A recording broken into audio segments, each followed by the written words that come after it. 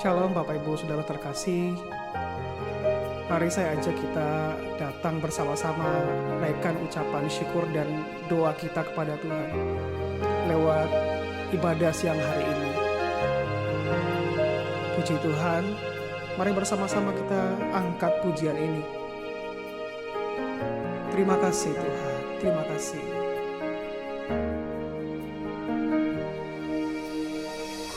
Bersyukur padamu Tuhan atas kasih-Mu, ku bermazmur bagi nama-Mu yang kudus.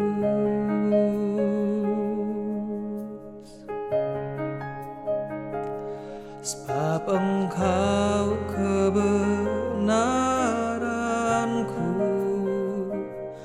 padamu ku percaya. Betapa mulianya Tuhanku, ku rindu menyatakan tinggikan dirimu mengatasi langit, kebesaran-Mu Tuhan mengatasi tinggikan dirimu mengatasi langit, kemuliaan-Mu Tuhan mengatasi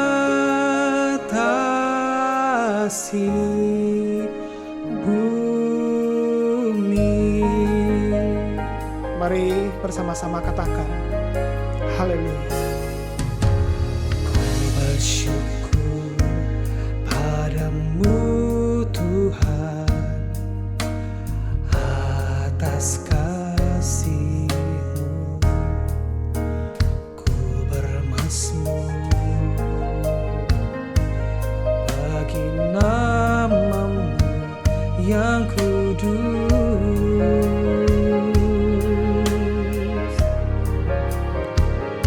Sebab Engkau kebenaranku, padamu ku percaya. Betapa mulianya Tuhanku, ku rindu menyatakan tinggikan dirimu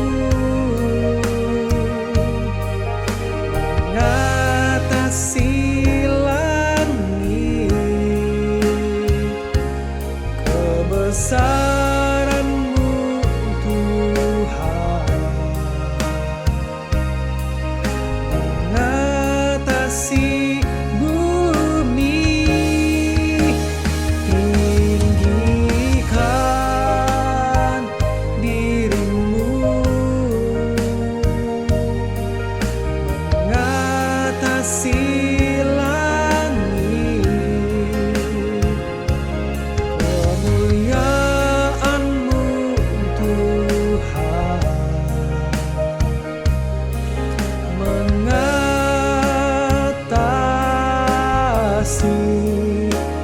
bumi. Haleluya. Oh Tuhan, kebesaran-Mu Tuhan kami nyatakan. Bersama-sama katakan tinggikan dirimu. Haleluya. Oh, tinggikan dirimu mengatasi langit, kebesaran-Mu Tuhan mengatasi bumi. Tinggikan dirimu mengatasi langit, kemuliaan-Mu Tuhan mengatasi bumi. Kemuliaan-Mu, kemuliaan-Mu Tuhan, kebesaran-Mu Tuhan, kebesaran-Mu Tuhan, keagungan-Mu, keagungan-Mu Tuhan mengatasi bumi. Haleluya. Kami bersyukur Tuhan atas kebaikan-Mu Tuhan. Engkau layak disembah. Haleluya, haleluya. Yesus layak disembah. Haleluya.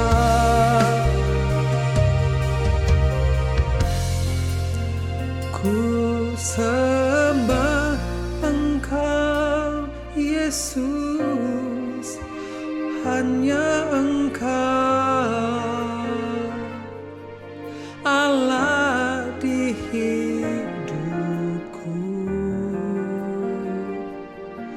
Tiada yang lain, hanya Kau, hanya Engkau Tuhan selamanya.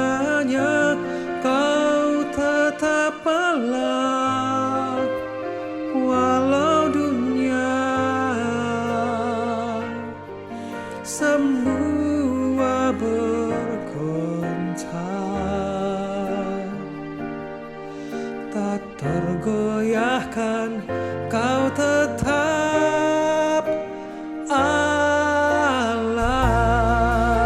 Mari nyatakan bersama-sama. Ku sembah Engkau Yesus, hanya Engkau Allah di hidupku. Tiada yang lain, hanya Kau, hanya Engkau Tuhan selamanya. Kau tetap Allah walau dunia semua bergoncang, tak tergoyahkan. Kau tetap Allah, Kau tetap Allah, Kau tetap Allah.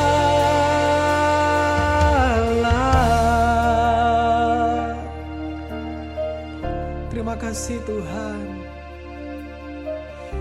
Ini pengakuan kami Tuhan bahwa Engkau tetap Allah dalam hidup kami, apapun yang terjadi dalam hidup kami. Terima kasih Tuhan, kami bersyukur. Dan saat siang ini kami akan dengar firman-Mu, kami doa Tuhan. Biarlah Engkau hadir, Engkau urapi setiap kami, khususnya hamba-Mu yang menyampaikan firman-Mu. Biarlah Tuhan Engkau urapi bibir mulutnya Tuhan. Dan biarlah lewat firman Tuhan yang disampaikan, ada suara Tuhan buat kami, dan kami berdoa Tuhan, berkat Tuhan itu boleh menyertai dan memberkati kami. Terima kasih Tuhan. Ini doa kami rindu akan firman-Mu. Dan kami doa Tuhan, kami sambut firman Tuhan. Dalam satu nama kami naikkan doa ini, dalam nama Yesus. Mari yang percaya bersama-sama katakan, amin. Shalom saudara, haleluya. Salam sejahtera untuk semua jemaat Tuhan di Persekutuan Doa BTPN. Haleluya. Sebelum kita masuk firman Tuhan, mari kita berdoa bersama-sama sekali lagi. Mari kita berdoa. Bapa yang kami sembah dalam nama Tuhan Yesus. Terima kasih buat hari ini. Hari ini kami datang dengan sederhana. Kami datang mau mendengar apa yang Tuhan bicarakan untuk masing-masing pribadi kami. Kami buka hati kami bersandar kepada pewahyuan, bersandar kepada anugerah Tuhan, pada pengurapan-Mu. Pimpin kami semua hanya di dalam nama Tuhan Yesus. Sama-sama katakan, amin. Haleluya. Puji Tuhan. Pertama-tama tentu saya mengucapkan terima kasih ya, sudah memberikan kesempatan untuk saya melayani lagi di Persekutuan Doa ini. Persekutuan Doa BTPN menurut saya salah satu persekutuan doa yang cukup konsisten, ya persisten gitu.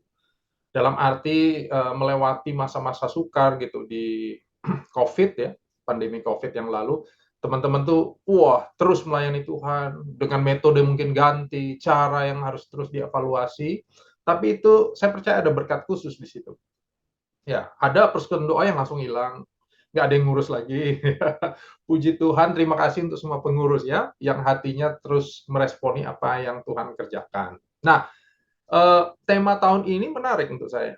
Ya, tema tahun ini yang ada di Persekutuan Doa BTPN tuh mencondongkan hati kepada pengenalan akan Tuhan dari Efesus 3.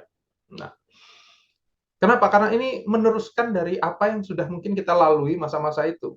Walaupun hari ini sudah mulai berangsur-angsur lebih baik ya, tapi hati kita harus terus terpaut sama Tuhan. Nah, masa-masa sukar itu silih berganti loh Saudara, datang kepada hidup kita. Iya. Masa-masa sukar itu dia pasti terlewati, tapi ingat kemungkinan ada lagi. Nah, yang paling penting di sini bukan soal lepasnya atau bagaimana melewatinya, tapi di tengah masa-masa itu apa sih yang sebenarnya kita bisa belajar di situ? Apa yang kita bisa peroleh di tengah masa itu? Apakah di tengah masa itu cuma berlalu begitu saja untuk kita, hanya bagian dari memori? Nah, saya percaya ada sesuatu yang Tuhan kerjakan melalui semua yang kita Tuhan izinkan dialami dalam hidup kita. Untuk itu, saya kasih subtema hari ini dalam sharing kita ya. Subtemanya adalah, saya buka dulu nih. Bentar. Nah, udah bisa lihat ya, when bad things happen. Kita ambil konteksnya dalam konteks kitab Ayub. Haleluya. Ya, kita langsung saja baca supaya efisien waktu ya. Dari kitab Ayub kita baca. Oke. Nah, konteks yang pertama kita ambil dari kitab Ayub 1, nanti kita baca ayat 14, mulai ayat 14 ya.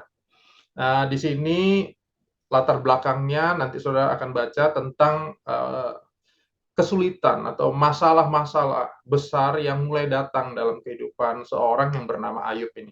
Mari kita baca ya, Ayub 1 ayat 14. Saya bacakan juga untuk Saudara. Datanglah seorang pesuruh kepada Ayub dan berkata, sedang lembu sapi membajak dan keledai-keledai betina makan rumput di sebelahnya, datanglah orang-orang Sheba menyerang dan merampasnya, serta memukul penjaganya dengan mata pedang. Hanya aku sendiri yang luput, sehingga dapat memberitahukan hal itu kepada Tuhan. Wow, lembu sapi dibajak, direbut ya. ayat 17 katakan, sementara orang itu berbicara, dia masih berbicara, datanglah orang lain dan berkata, orang-orang Kasdim membentuk 3 pasukan, lalu menyerbu unta-unta dan merampasnya, serta memukul penjaganya dengan mata pedang. Hanya aku sendiri yang luput, sehingga dapat memberitahukan hal itu kepada Tuhan. Wah, tadi lembu sapi, sekarang unta. Ya. Ayat 18 langsung diteruskan dengan sementara orang itu berbicara, datanglah orang lain dan berkata, anak-anak Tuhan yang lelaki dan perempuan sedang makan-makan dan minum anggur di rumah saudara mereka yang sulung, maka tiba-tiba angin ribut bertiup dari seberang padang gurun. Rumah itu dilandanya pada 4 penjurunya, dan roboh menimpa orang-orang muda itu, sehingga mereka mati. Hanya aku sendiri yang luput, sehingga dapat memberitahukan hal itu kepada Tuhan. Haleluya. Nah, tadi sudah kita baca ya, saudara ya, betapa memang gini, satu kali saya baca buku Dr. Yonathan Trisna soal konselingnya. Nah, menarik untuk saya adalah dia membagi masalah, Dr. Yonathan membagi masalah 2, ya, tipenya. Ada satu masalah yang sungguhan, dia bilang gitu, masalah sungguh, masalah yang sebenar-benarnya. Artinya masalah yang datang dalam hidup kita tapi bukan karena kelalaian kita. Sedangkan berikutnya adalah masalah buatan. Masalah yang timbul mungkin karena kelalaian kita, ya, di penjara karena apa? Membunuh orang. Aduh, aduh, aduh, aduh, ya. Ini gara-gara baru banyak kasus pengadilan hari-hari ini. Contohnya langsung ya, sadis. Atau ya dapat denda keuangan. Kenapa? Karena mungkin pajak yang kita terlalai untuk membayarnya. Itu masalah-masalah apa itu ya? Buatan. Ada faktor kelalaian kita, tapi ada masalah sungguh. Saudara udah hati-hati naik mobil. Wah, hati-hati. Lampu merah berhenti. Tiba-tiba di belakang remnya blong. Bas, mobil kita ringsek. Ya, ringsek dan jadinya itu apa? Ketabrak, hancur deh gitu. Wah, ini ada masalah yang sebenarnya bukan kita yang salah, ya. Ada masalah yang terjadi karena ya memang terjadi, it's happened. Ya. Rumah kita tiba-tiba kebanjiran gara-gara ada apa di rumah kita bersih, tapi mungkin saluran ke kali kecilnya terhambat, jadi tergenang deh. Ada masalah baru. Kayaknya ya ada aja gitu masalah. Nah, kalau kita bandingkan dengan Ayub, dia mengalami masalah yang untuk kita juga hari ini berat.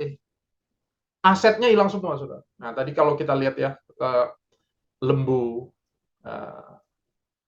unta, ya, itu aset-aset hilang semua. Aset-aset pekerjaan, ya. Aset-aset usahanya hilang, modalnya hilang. Berikutnya yang menyedihkan adalah orang-orang yang dikasihi, ya. Anak-anak hilang karena semua mati ketimpa runtuhan rumah yang ketiup angin. Wah, ya, ya. Ya, banyak yang hilang. Nah, mari kita lihat respon Ayub ya. Saya buka tadi ya, respon Ayub. Dari ayat yang kita lihat, kita akan belajar bahwa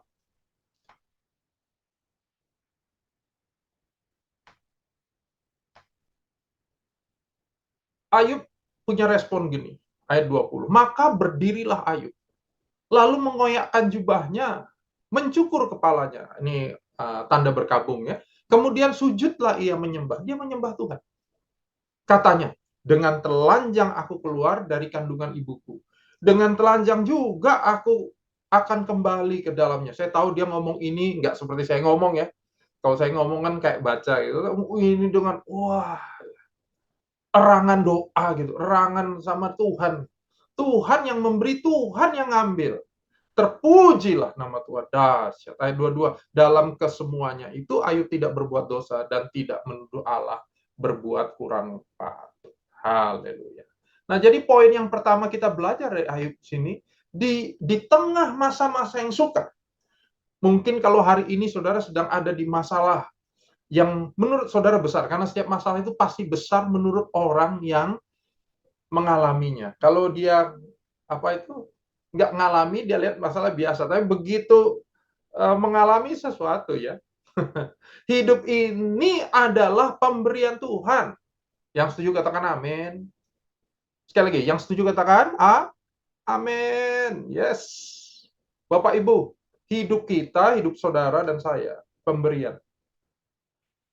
Seringkali hati yang begitu merasa memiliki terhadap sesuatu membuat kita sangat terpukul terhadap terhadap semua hal yang terjadi, dan itu manusiawi ya. Tapi di tengah masa-masa sukar ini yang harus kita tanamkan sekali lagi, hidup kita di pemberian dari Tuhan. Perenungan saya beberapa waktu ini, kadang saya ngomong sama Tuhan, Tuhan, aku mau ngasih hidupku. Nah, ini kan mungkin karena pendeta ya, doanya gitu banget. Sering saya bertobat. Tuhan, aku mau ngasih hidupku nih untuk Tuhan. Tapi begitu saya renungkan hidup. Ya ampun. Dengan apa hidup saya Tuhan, hidup kita Tuhan yang kasih. Kita sehat melewati 2 tahun pandemi ini, itu berkat. Itu Tuhan yang izinkan. Hidup nafas kita ini, hari ini, Tuhan yang kasih. Itu punyanya Tuhan. Bahkan saya nggak punya, saya nggak punya kuasa terhadap pemberian ini. Kok saya bisa bilang saya mau kasih Tuhan? Dia yang punya. Jadi dalam perenungan itu saya mau bilang, akhirnya saya berkata sama Tuhan, aku mau punya respon yang benar ya.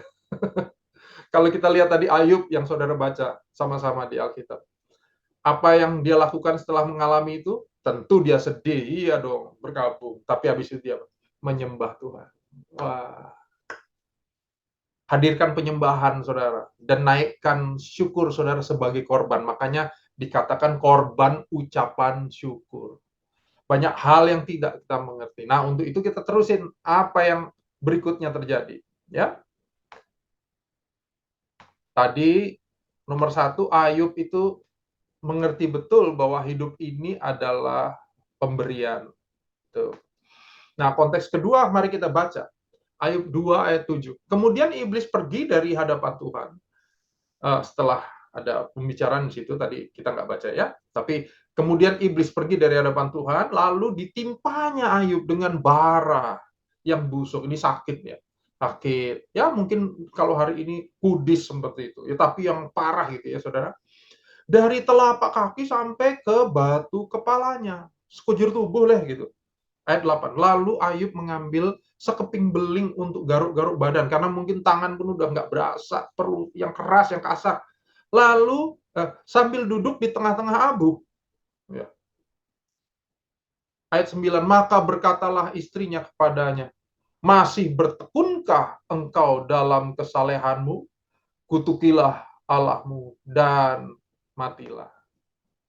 Kalau tadi sekitarnya, asetnya, semua yang di luar, sekarang ternyata masalahnya itu menimpa kesehatan. Mungkin orang udah PHK karena pemutusan, pengurangan pekerjaan di kantornya.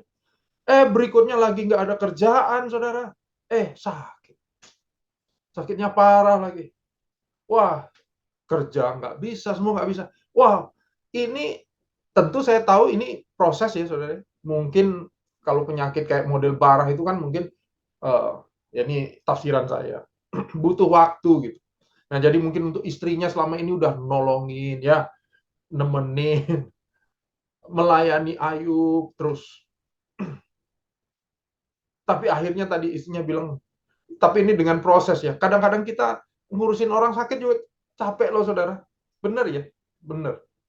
tapi mungkin nih keluar dari kepenatan dan lain-lain. Istrinya bilang, kutukilah Allah. Keras ya, keras ya. Tapi mari lihat respon jawaban Ayub.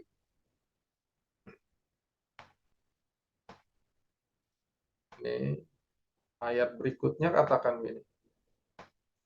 Ayat 10. Tetapi jawab Ayub kepadanya, engkau berbicara seperti perempuan gila. Seperti ya, bukan perempuan gila ya. Seperti. Apakah kita mau menerima yang baik dari Allah, tetapi tidak mau menerima yang buruk? Dalam kesemuanya itu, Ayub tidak berbuat dosa dengan bibirnya. Haleluya. Dahsyat. Jadi dari poin kedua ini, kita bisa melihat bahwa Ayub mempercayakan betul dia. Dia bersandar betul kepada kedaulatan Allah dan percaya Allah tahu yang terbaik. Lagi ya, dia bersandar betul pada kedaulatan dan kebaikan Allah. Dia tahu Allahnya gitu ya. Dan percaya Allah tahu yang terbaik. Di poin ini seringkali banyak orang miss juga. Ya mungkin saya juga. Ya. Saya mulai ragu kan. Oh, Tuhan kok gini ya Tuhan. Karena kita nggak ngerti, kita merasa kayaknya Tuhan nggak baik gitu. Kayaknya ya, kalau kita orang tua mau ngajarin anak kita maksa anak kita belajar ya kan, ya, saya ingat satu kali ngajarin ponakan saya fisika, masih SD, fisika sekarang sulit-sulit tuh saudara. Soalnya wah ini sulit fisika. Saya aja kan merasa sulit ya, tiba-tiba memang ponakan saya nggak terlalu suka fisika gitu. Nah waktu dia ayo belajar, ayo angkat temenin gitu. Yuk belajar, lagi belajar. Dia dalam kekesalannya bilang, aduh, ini pelajaran tidak berfaedah. Dia ngomong gitu. Saudara, saya mengerti kekesalannya, tapi pelajarannya sih berfaedah. Nggak ada yang amin, mungkin ada yang setuju, yang memang tidak berfaedah. Enggak. Pelajarannya berfaedah. Kita sebagai orang dewasa ngerti, ini ada faedahnya. Kamu perlu belajar ini. Hey, ada. Ya. Kita ngerti kenapa kita dorong anak-anak kita ke sekolah. Kita ngerti. Bahkan kita paksa, ya nggak? Kita ikut bangun pagi-pagi. Dia ujian, kita ikut ujian. Kenapa kita tahu dengan lebih baik dalam pengertian ini, ya, bahwa studi penting buat kamu. Nah, penting. Kita tahu ke depan. Paling tidak lebih dari dia. Tapi coba untuk anaknya. Nggak ngerti. Aku nggak suka. Kenapa aku dipaksa? Papi mami tukang paksa. Orang tua aku keras emang. Nah, gitu ya. Yang kita ambil seringkali selalu di karakter orang yang kita tahunya, yang kita kenal, bukan di apa intentionnya. Bahkan gara-gara kita salah, kita merasa intentionnya salah. Oh ini untuk membatasi aku kan. Tuhan memang nggak pingin aku bahagia. Papa mama ini maksa aku, memang tukang paksa dia. Padahal mungkin ada hati yang manis dari orang tua, pingin anak-anaknya bahagia dan sukses. Tapi luar biasa ya, kalau kita lihat respon Ayub tadi. Dan yang membuat kita harus belajar adalah dalam masa-masa sukar, adalah masa di mana hati kita, hidup kita, diperhadapkan dengan persimpangan tadi. Firman Tuhan mendorong kita untuk kita memilih jalan, mempercayai Allah yang tahu yang terbaik. Dia berdaulat dan dia baik untuk saudara dan saya. Itu dorongan firman Tuhan. Kenapa? Karena nomor 1, nomor 2 ini seringkali jadi pintu. Lagi saudara ya. Nomor 1, nomor 2 ini seringkali menjadi pintu untuk sebuah jawaban doa, untuk sebuah berkat, untuk sebuah pertolongan. Nah, harapkan dia di tengah masalah kita. Yang terakhir, ya, saya akan tutup dengan yang terakhir ini. Kita teruskan ya, saudara. Tadi kita melihat bahwa Ayub menaruh percayanya kepada Allah, sebab dia tahu Allah mengerti yang terbaik untuk kita. Nah, dalam konteks yang ketiga dikatakan dahsyat. Ayub 32 ayat 1, maka ketiga orang itu menghentikan sanggahan mereka terhadap Ayub. Jadi ada teman-teman Ayub yang datang, kalau saudara lihat ya, ada 3 orang ya. Karena ia menganggap dirinya benar. 32 ayat 2, lalu marahlah Elihu. Ini sahabat Ayub yang keempat, yang diperkirakan paling muda di situ ya. Lalu marahlah Elihu bin Barakhel, orang Bus dari kaum Ram. Ia marah terhadap Ayub karena ia menganggap dirinya lebih benar daripada Allah. Dan ia juga marah kepada ketiga orang sahabatnya itu karena mereka mempersalahkan Ayub meskipun tidak dapat memberikan sanggahan. Waduh, ya. Nah, kita baca dulu Ayub 42 ayat 1. Nah, ini mulai masuk pada pertobatannya Ayub. Maka jawab Ayub kepada Tuhan, aku tahu bahwa engkau sanggup melakukan segala sesuatu dan tidak ada rencanamu yang gagal. Firman-Mu, siapakah yang menyelubungi keputusan tanpa pengetahuan? Itu sebabnya tanpa pengertian aku telah bercerita tentang hal-hal yang sangat ajaib bagiku yang tidak ku ketahui. Wow. Ayat 4, 42 ayat 4, firman-Mu, dengarlah, maka akulah yang akan berfirman. Aku akan menanyai engkau supaya engkau memberitahu aku. Ayat 5, hanya dari kata orang saja aku mendengar tentang engkau. Tetapi sekarang mataku sendiri memandang engkau. Nah, saya kasih poin dari beberapa ayat yang kita baca hari ini adalah ini. Izinkan Injil. Nah, ini saudara. Memperbaharui kita. Lagi ya, izinkan Injil memperbaharui kita. Wow. Nah, Bapak Ibu Saudara yang terkasih, kalau nanti kita baca Ayub tadi ya, diteruskan ini karena waktu kita down ayatnya sampai 42 pasal. Ya. Habis pasal 3 tadi, Ayub itu mulai kedatangan 3 temannya kan ya. Nah, 3 temannya ini mulai ngomong sama Ayub. Ini memang sama Ayub kira-kira begini. Memang bukan Tuhan yang salah, memang bukan ini yang salah. Bukan. Tuhan dahsyat dan kayaknya bagus ya saudara. Tapi teman-temannya bilang, ini karena kamu yang salah. Ya. Kalau nggak mau ngutuki Tuhan, oke, kutuki dirimu. Wah, di situ ya. Nanti saudara akan melihat pembicaraan ini dari pasal 3 sampai sekitar 38-39 gitu. Perdebatan tentang pandangan masing-masing tentang Allahnya, pandangan masing-masing tentang kebenaran dirinya, gitu ya. Nah, tadi saudara sempat baca di tengah, Elihu ingetin. Ya. Bahkan ini bukan soal semuanya itu. Ya, karena di sisi lain kita merasa gini, loh kok kita ada masalah ini ya, seringkali kan kita, saya ya, bukan kita. Ya, saya gitu. Kalau kok aku kan udah melayani, kok masih gini?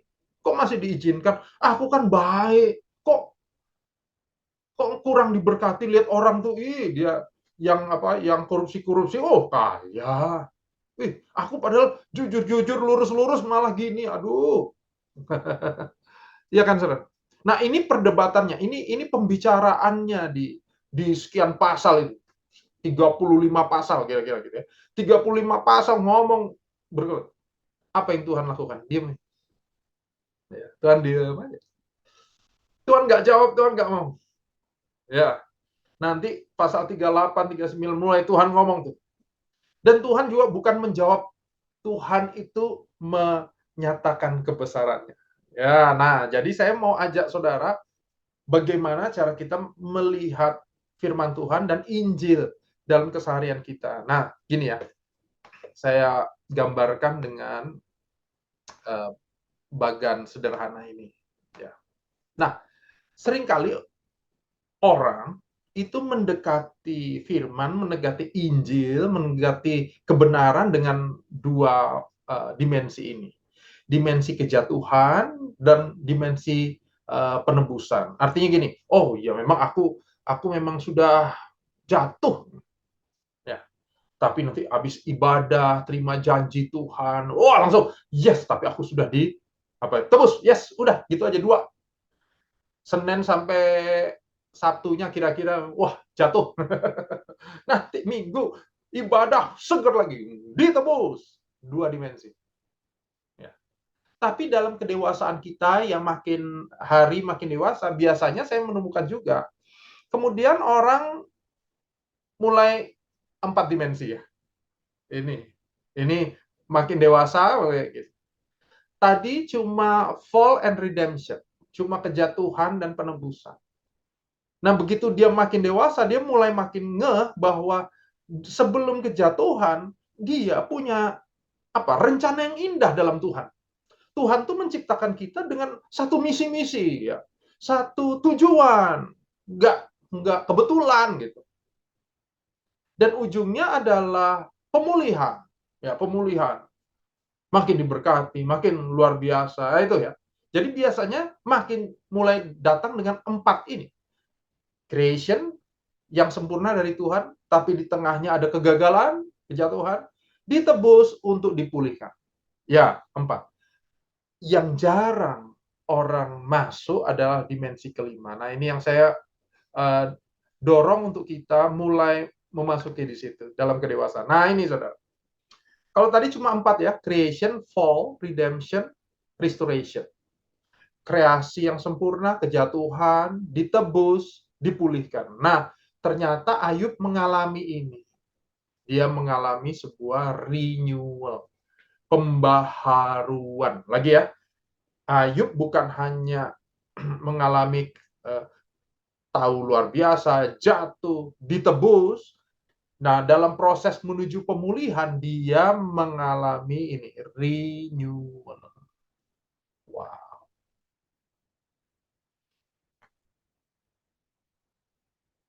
Nah, untuk itu, saudara, saya mendorong kita semua.